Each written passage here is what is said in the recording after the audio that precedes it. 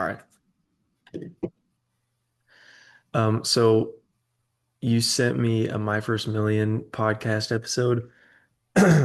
It was an interview with Monesh. Well, I don't know how to say his last name. Yeah, I Was wasn't gonna try. That's okay. But he's basically like a really good investor. Um, so I guess just tell me some of your initial thoughts from that episode. Yeah, very good investor, value investor in the likes of Warren Buffett. And I was interested in this podcast. Well, I've heard him before. He's friends with Charlie Munger, Warren Buffett's business partner, and I thought his comments about uh, being an operator of a business versus being an investor of business, I really jive with. Where he was commenting, he really liked his business and what he did when it was just him. And in some ways, as he gained more employees, it became worse. And then when he hit 10 to 15, he was like, I really loved the strategy portion. But then once I had 15 employees, I was spending 95% of my time not doing strategy. I was blocking and tackling. Um, I interpreted that as, like overhead or doing things that are not critical for the business or important, but had nothing to do with, I think it was an IT business. Yeah. I can't remember if he said that in this interview or in another one I watched. Uh, but he said with investing, when he started moving towards doing full time investing, he could spend what was 5% of the time to almost 100% of the time. He was just looking at strategy, uh, which I totally jive with that because as much as I like people, I hate managing them. Yeah. No, I and get that. and I've always been attracted to the value investing uh, because I think there's something really rewarding saying, "Hey, I found this gem, this diamond in the rough before the market did." Yeah. Um, when it comes to, so sometimes the way that I think about it is buying stocks is pretty similar to going and buying businesses. If you like in the physical, not like just buying stocks of businesses, but actually like paying paying an owner for a business and like taking it over. Um, but would you say the difference would be only if you can put a manager in place who can do the business actual operations running for you, so that you're not having to manage people? Because I feel like it's pretty similar to that. And I know I've talked about actually buying businesses and you've talked about buying stocks, but in my mind, they're pretty similar. I think it's just I would actually want to run the business. You would not. You would just want to own the stock. Would you do it? I guess my question is, would you do it if you had a manager who could run the business? Would I eat green eggs and ham? No. The if the payoff was big enough, and I thought it wasn't going to blow up in my face, because with a stock, I don't really. If I valued a stock, then chances are this is like the Peter Lynch buy stocks that are good enough that they're going to make money when an idiot runs them, because eventually an idiot will run them. Um, and so the criterion under which I would have started buying a stock are a little different and hopefully a little resilient. But yeah, I guess the payoff would just have to be big enough. What would big enough be case by case? Uh, yeah, I mean, if you dangled like 75% ROI in front of me annually, then I'd be like, oh, oh. Um, that's a good question. I've not really thought through that one. Yeah, the assumption in my head is that I could find somewhat equivalent places to put my money uh, in stocks as in businesses. And especially since I'm a small investor, I have somewhat of an edge, assuming that I do good research. Did that answer your question? So you wouldn't it wouldn't be a no-brainer for you to take a 75% ROI business like physically over a stock that you could probably get. Well, I guess you may be able to 100 bagger it if you're really doing well. So, Yeah. Though so far that hasn't happened though. Um, it's mostly just the unknown portion. Like what is there a chance that this is going to blow up my time at some point with a physical business? That seems like it's more possible.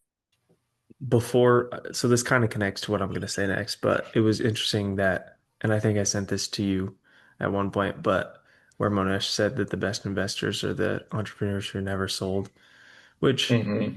I feel like there's kind of two pieces to that. The first one is entrepreneurs fail all the time, but if you just keep persevering, like eventually the ones who never give up are the ones who succeed because if you never give up, then you never failed, and at some point something is going to go right. But then what I wanted to talk about was that connects to the other thing that he talked about when he was talking about John Arriaga, I think his name is, who bought property right around Stanford, and that's Mm-hmm. literally the only thing he did. The So the reason why this connects is because what he mentioned about John Arriaga is he died a billionaire, which is okay. But in my mind, I don't know that that is what success looks like to me, which is interesting because, I mean, yeah, $1 billion would be nice, but have like I would take a couple million over having a billion almost any day. Or no, over dying with a billion, I guess I should say, because Mm, I like, I guess what's the point in my head? Like, what's the point of having a billion, like dying with $1 billion? yeah. Um, I don't know. I just thought it was really interesting that he was like, yeah, the most successful investors are the entrepreneurs who never sold, which he was talking Mm-hmm. about Sam Walton and kind of John Arriaga too. And they like died with so much money, Yeah. but what did they have to give up during their life in order to die with that much money? Uh-huh. Like I know that, which I guess Sam Walton probably enjoyed going into stores and getting on his stomach and measuring the space between shelves, but His also life was Walmart. He it's had no like life. His every life was Walmart. vacation.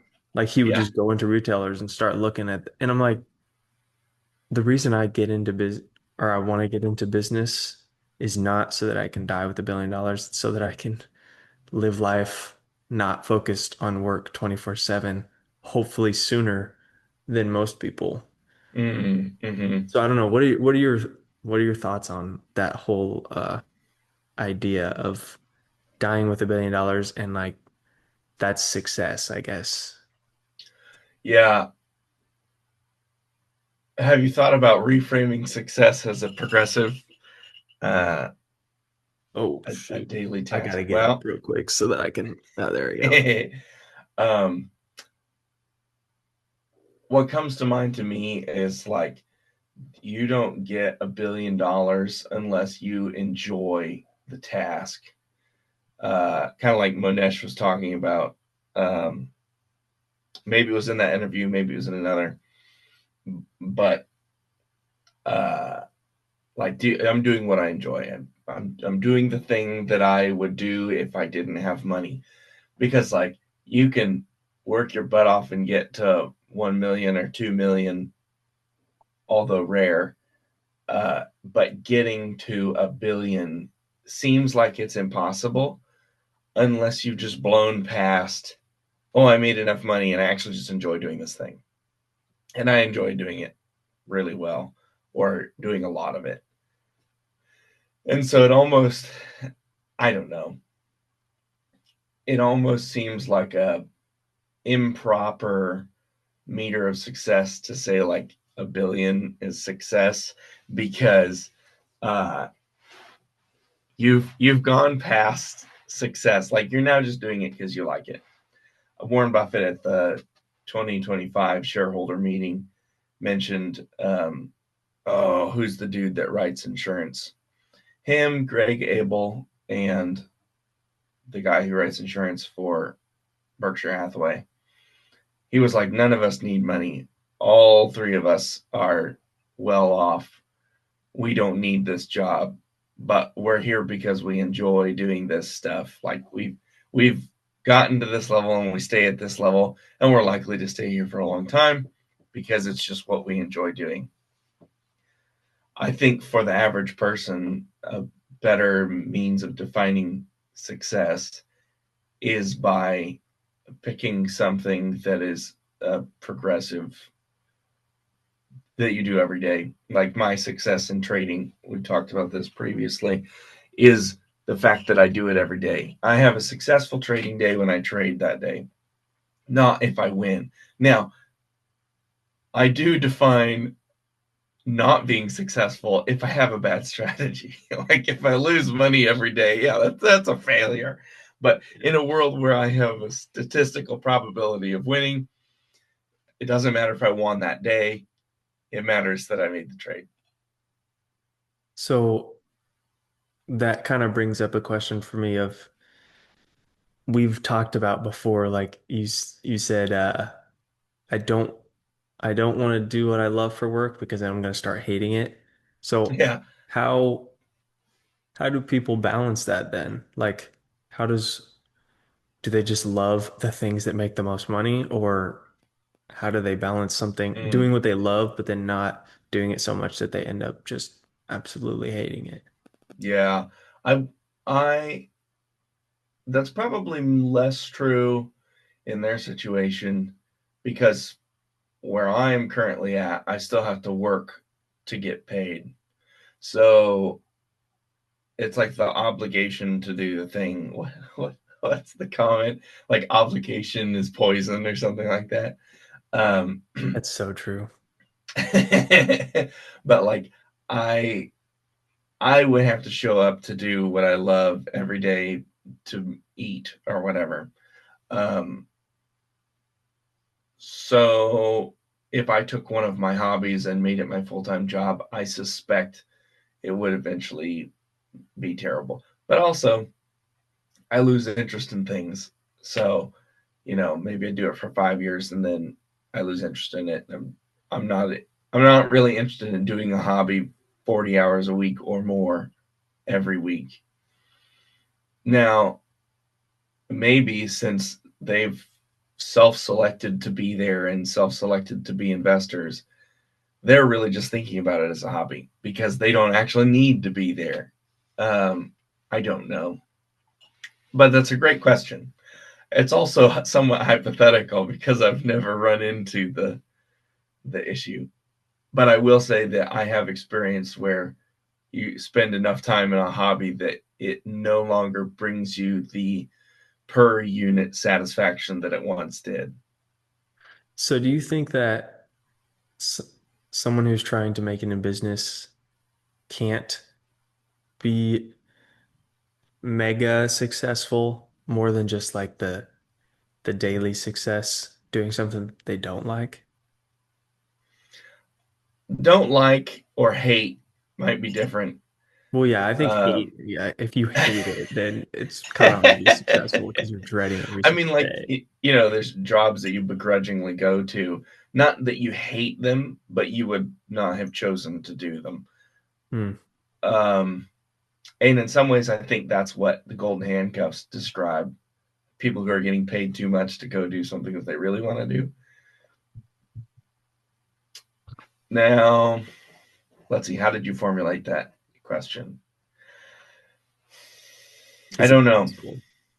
Yeah. Is it possible? It seems unlikely. It's probably possible. But I mean, you and I have been around several business owners where, in my view, the amount of complexity that they've added to their life to be business owners, or the amount of risk that personal risk they've taken on, is so huge that uh, I'm like, I would not do this unless I enjoyed some facet of it. Now, what I thought was interesting about Monesh's podcast, I can't remember if it was this one or another interview he did, um, where he mentioned that the laws for bankruptcy. Did he mention that in this? I don't think so. Okay, so the laws for bankruptcy in the U.S. used to be every 7 years.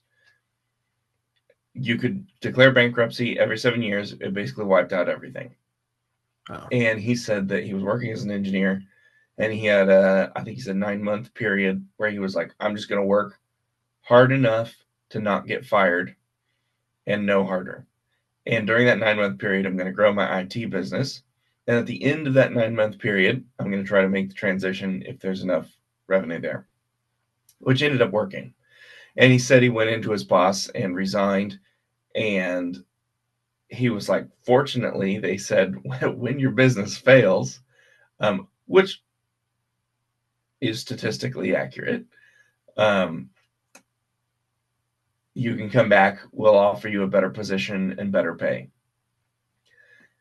And he said at the time, if you declared bankruptcy, it didn't go on your credit.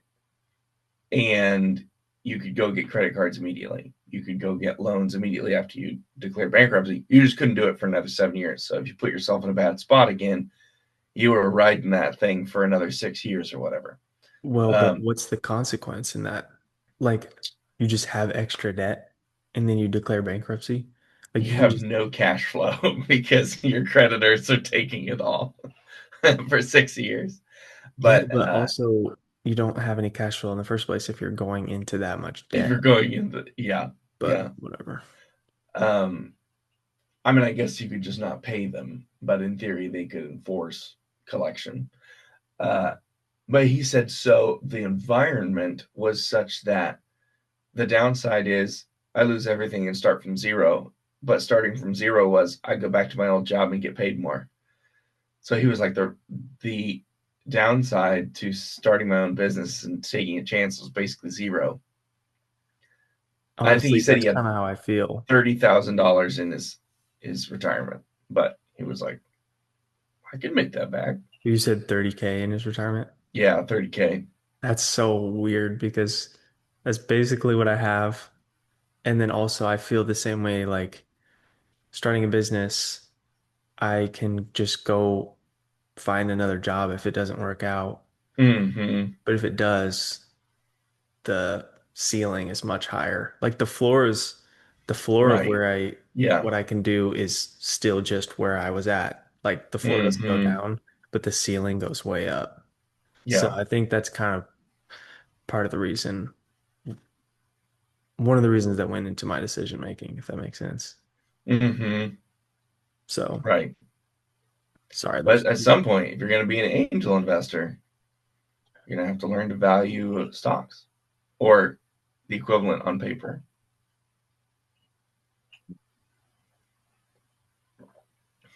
Uh, okay, wait. Can you go back and say that again? yeah, at some point, you have voiced previously that you, once you get a bunch of money, you want to do angel investing. I was commenting if you're going to do angel investing, then you got to get good at valuing companies. So uh, then you'll be working in my world. I just think that investing in startups would be really cool. Like just startups that are doing things that no one's ever done before. If I had some extra money that I didn't care about going to zero. Yeah. But if I Yeah. do, The, then okay. the great and terrible thing about things that no one has ever done before is you don't know whether it's because it's a great idea that nobody's ever tried or because it's a terrible idea. Yeah. Terrible idea that lots of people have tried and failed. Right. Right. Or Nice. just impossible. Um, let's see. Was there anything else from the podcast that you wanted to talk about? The the one thing that I wish I could, um, well, it's really two parts. The one I was just thinking about because I was listening to the podcast. The other one he said, which is, um, if you are a good investor, having 100,000 or less in capital is orgasmically good, which is kind of a absurd wording, but uh, the other part I would tag on to that is if you like games, you might like investing. Um, and there are several people in my life that I've been like, man, I really want to train you to do this because you'd be great at it. Uh, and I don't know that any of them have ever thought about or have been told that small investors have an edge. But this is the Joel Greenblatt. You can become a stock market genius thing. Like the small investor has the edge here. We can take on opportunities that nobody else can. Yeah. And it's frustrating to me that people don't know that. Yeah, well, the big investors move the market too much if they start making too many moves, which, Right. yeah. Well, okay, so I thought it was interesting. I think it's interesting that Berkshire has sold a lot of Apple, right? They've sold like a decent amount It's of still like Apple. 50% of their portfolio. Wow, that's crazy. Yeah, it's huge. Does he, well, I guess Warren's stepping down, but did they just think that like Apple's over inflated and are kind of getting rid of some of it? Um, they are holding on to cash aggressively right now because they think almost everything's overinflated. Um, I don't know why specifically they're pulling out of Apple, other than, yeah, maybe they think it's overinflated, maybe they think it's not going much higher, or maybe they see other opportunities coming around the pike. In some ways, I suspect they are ensuring that they have ample cash in case of recession Hmm. or in case the tariffs go long, because then they're poised to be able to buy a bunch of stuff real cheap. Yeah. That's my guess. I don't know if that's the case. It's always interesting, like not necessarily trying to time the market, like, oh, I'm gonna buy at the bottom, but Mm-hmm. like what happens if the recession doesn't come for another 10 years? Or what happens if it comes tomorrow? It's like that's the cool thing about investing is that you have no idea and no one else Uh-huh. really no one else could say 100%, Yeah. but also it's like yeah, it's like just a little bit risky, but it's like you got to make strategic moves either way based on Mm-hmm. educated guesses. I just think it's cool and interesting that people do that. Yeah. The idea that Warren and Monesh are good at is the just not purchasing anything. Like it's the hurry up and do something. It's the opposite of that. It's hurry up and wait. Yeah. Just sit there and do nothing for 5 years until you find a good opportunity. The difference is if you're a small investor, you can find those opportunities much sooner. Uh, the downside is you don't have the clout to take a Japanese yen loan at 0.5% and buy a company that has a The 8%. 8% dividend or whatever. That's wild. The fact Yeah. that's wild. And what was it like $5 billion or something like that loan? Yeah. Yeah, it was something crazy. Dude, oh my. I bet you when the banks saw that he did that, they were probably like, he's either he's smart or that's annoying. Yes. Yeah.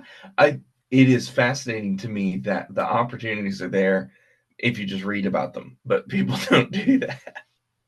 I'm not gonna lie though, when he said that he went through those Moody's manuals or Mm-hmm. whatever, and like he would go page by page through Yeah. like however many there were. Uh-huh. I was like, dude, he's better than I am because I don't know if I could do that. That's just I crazy. I assume that once you've gone through the first 20 pages, it becomes much faster to do so because they've got a stupid amount of debt on the books. Unless it's a stupid amount of debt on the books and it's kind of hard to understand the business, it's not even worth looking more into. Yeah. But yeah, that's still crazy. I did save the New York Stock Exchange has master list of all their companies, and I'm thinking about just starting with A and going through. But talking Cool. about waiting for an investment, I actually went back and reviewed. I have an Excel sheet where I started with the Dow, and I was just taking companies in the Dow Jones and putting numbers to them, kind of getting to how much debt, what are their assets, what's their cash flow like, and then getting to a number that I think at this price I would consider buying them and reviewing some stuff now. Uh, and there were a couple that are close. But the nice part about doing that is like, oh, okay, I kind of valued a company and saw like if I bought at this price and they continue to perform how they are, this is my rough ROI. So I'm not willing to buy unless it's this price or lower. Uh, Nothing has really hit that point. Coca-Cola doubled. Unfortunately, I did not buy Coca-Cola, but Theoretically, it would have uh, been a great purchase. and theoretically, yeah, that's when I would like to learn more about how to value brands, how much alpha to add to the trade just because the brand is good, because they're trading at 45 PE. Like it would take me 45 years of earnings to match the price of the stock. Now they've got other things going for them, but I have no idea how much Coke you have to sell to make that worth it. Now, the thing that makes me consider Coke is That sounds really funny, actually. I don't know how much Coke you need to sell to make it work. right. Um, Out of context, that's a little different. yeah, just take that sniff. Uh, but there's nobody coming for Coke. Like they've still got a corner on the market of the world. So anyway, fascinating things to think Not about. to, we don't have to spend any time on this, but not to bring up the health discussion again that we've mentioned or that we talked about earlier, but one thing that's interesting to me, and I actually have another question for you after this, but I'm not necessarily a person who's doing like the environmental investing or like the kind of stuff. What would it be called? Because it's like a personal values type of investing. Mm-hmm, Invest mm-hmm. in stuff that you personally value rather than just based on like the numbers of the business. But Uh-huh. one thing that I do think about is like investing into businesses that are actually in reality potentially harming the world. Like, Mm-hmm. I don't know. It's, and I haven't even thought through my whole thought process on this, but like putting But money, I was curious about it because I am looking very much forward to Unilever's spinoff of Magnum ice cream. And I was like, I don't think Caleb would invest in that. yeah, no, I mean that's the thing. I'm like, I know I can make so much money off of this company, like this theoretical, just in my head. Yeah, I'm yeah, like, yeah. even if I know I could make so much money off of this company, I'm giving them money to be able to sell more Coca-Cola or more ice cream or more, dang it. Do some jumping jacks. Um, yeah, I'm giving them more money to be able to sell more Coca-Cola or more ice cream or more processed food or so I'm like, should I do that? But then I'm putting my money in the S&P, so it's like, well, I know what's right, going into that anyways. right. Yeah. It's just a And weird a thing. bunch of other things. Yeah, and I haven't. I haven't thought fully through it yet, but I just thought I would bring it up because it's interesting. But Hmm. my other question was, do you have any in your too hard pile right now? Almost everything's in my too hard Almost. pile right now. Are you gonna find um, one that you, because you talked about, was it front line, freight line, something front, like that? yeah, something like that. Frontline, freight Um, line. are you gonna have a specific niche that you kind of go dive deep into? I don't know. Like, yeah, right now I know so little that the too hard pile is quite large. Uh, like I kind of understand some consumer businesses, but when it comes to supply chain, it's really like I'm just taking their word for it because I have no idea. Um, so I guess I'll get back to you on that one. There is definitely so I listened to interview with Guy. What's his last name? I can't remember, but he's just another investor, smaller than Monesh. He's only got like 5 people, um, and he's averaged I think 9% net for the last 10 years or something. Uh, and he tells a story of just happening to be in a group that included Bill Ackman. Do you know who Bill Ackman is? Okay. Mhm. Um, Yeah. and he presented to the group a Farmer Mac, which was Freddie Mac but for farms. And uh, Bill Ackman, I can't remember. I think it was Bill Ackman's assistant contacted him, and they set up a meeting. And Bill Ackman was like, "I just wanted to let you know I shorted Farmer Mac today." Um, and he was like, "I think it's risky. I think they're gonna go under. I just wanted to let you know because in some ways you kind of brought this to my attention." And so Guy was like, "Okay, can I come over to your office and talk about this?" Because he was like, I want to know why. And Bill Ackman was like, "Yeah, if you want to come over and try to convince me why I'm wrong, that would be great." Um, so they had a conversation, and Bill Ackman basically had done what uh, Michael Burry had done, where he went into the what is it, credit default, credit whatever, credit swaps, mortgage, blah blah blah, The CDL um, is what I think CDLs, Monesh yeah, was calling or talking about. yes. But the one he was like the ones for these farms are like 3 loans. They're like anywhere between 3 and 200, and he's like they're not. Um, they're supposed to be loans of a similar type. So like the credit default swaps through Freddie Mac would be 2,000 or 10,000 single family homes, uh, because you're picking single family homes from across the nation, putting them in a basket, and you've diversified somewhat. So you're still buying the single family home asset class package of mortgages, but it's differed by location and stuff.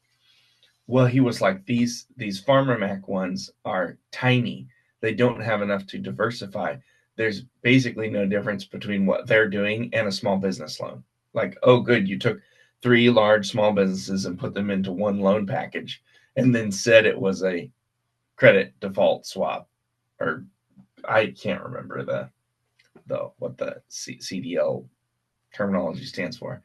And he said that so then him and Bill Ackman had a meeting with representatives of the company, the entity, and they were like, "Well, maybe this investment's not good for you." And so Guy was like, "Holy cow!" Like I'm gonna. He said he went back to his office and put in a sell order to get rid of his shares because he was like, "This is just way too risky, and these people do not know what they're doing."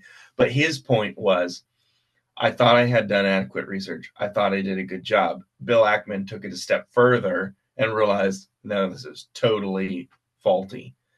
Hmm. Uh, so there's always a risk that, like, oh, well, you haven't looked into it enough. And that's kind of right now where I'm like, first, I got to find something that just on paper when I'm like, oh, this is probably worth it, and then spend the time to look in it deeply. But right now, everything's so inflated that on paper, most things don't look like a great investment. Yeah. Hmm. I Interesting. have invested in 100 or twice bagger. It increased, it doubled in 24 months or less. It actually quadrupled and now has gone back down to only double. Unfortunately, I bought one share. You were you had conviction enough to buy one share. Yeah. Nice. Nice. Honestly, I thought that episode was pretty cool. I appreciate you sending it to me. I haven't listened to My First Million in a while, so I got to get back to listening to them Yeah, again. when I saw that, I was like, oh, Caleb will like this. Yeah. Do you listen to My First Million a lot or? No, it just happened to have Monesh there. And I was like, oh, hey, I'll listen to this. Because Hey, I I'm had gonna turn known of 10,000 into a Monesh. million. Yeah. uh, Although it's kind of a clickbaity title because he Yeah, for made it in sure. business and then whatever. Nice. Well, I think that's pretty much all I have. Yeah, that was good. That was a good talk about it. I thought it was really interesting.